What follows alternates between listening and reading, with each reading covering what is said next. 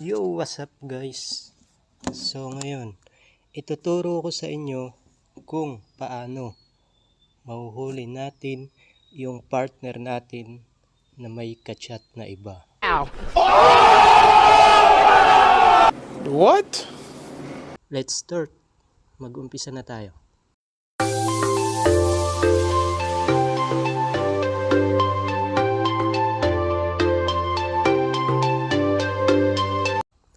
Pumunta tayo sa ating Play Store. I-search natin ang Naughty Save. Yan. Ito po siya. Then, install po natin. Okay. Yan. Medyo malakas yung connection natin, ano.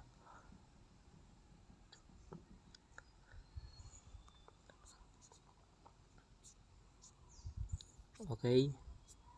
Punta na po tayo sa na-install natin. Ito po. Then, open po natin. Allow lang po natin. Then, next. Next ulit.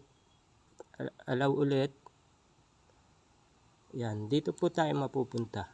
Next lang po natin, punta po tayo dito sa may apps na Naughty Save. Ang gagawin po natin ay i-allow lang po natin yan. Yan. Pagkatapos natin mai-allow, syempre, kung sa oras na din-download nyo ito sa cellphone ng jowa nyo, syempre dun sa mga hindi makikita, sa mga hidden place ng kanyang cellphone. Then, i-open lang po natin yung mga gusto nating ma-detect na message. Katulad nitong Messenger, Message, at phone, kung sino yung mga tinatawagan niya. Yan. Then back lang po natin. Okay. Nandito na sa dashboard ng ating apps na panghuli sa ating mga partner. Yan.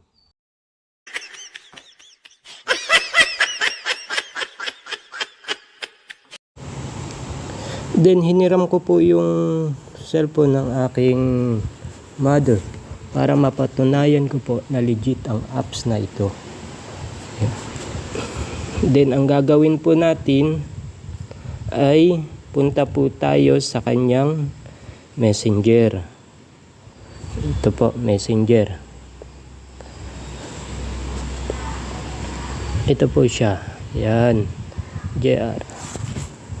Then i-text po natin ang ating account, official account, gamit ang Messenger ng iba. Yan.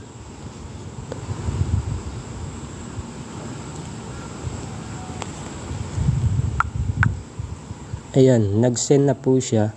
Then titingnan na po natin kung pumasok doon sa apps ang message na ito.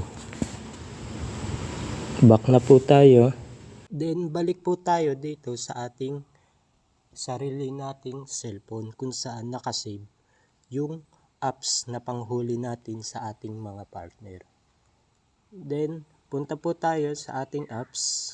Yan. Ito po siya. May pulang tuldok na po siya, no? Open po natin. Ayun.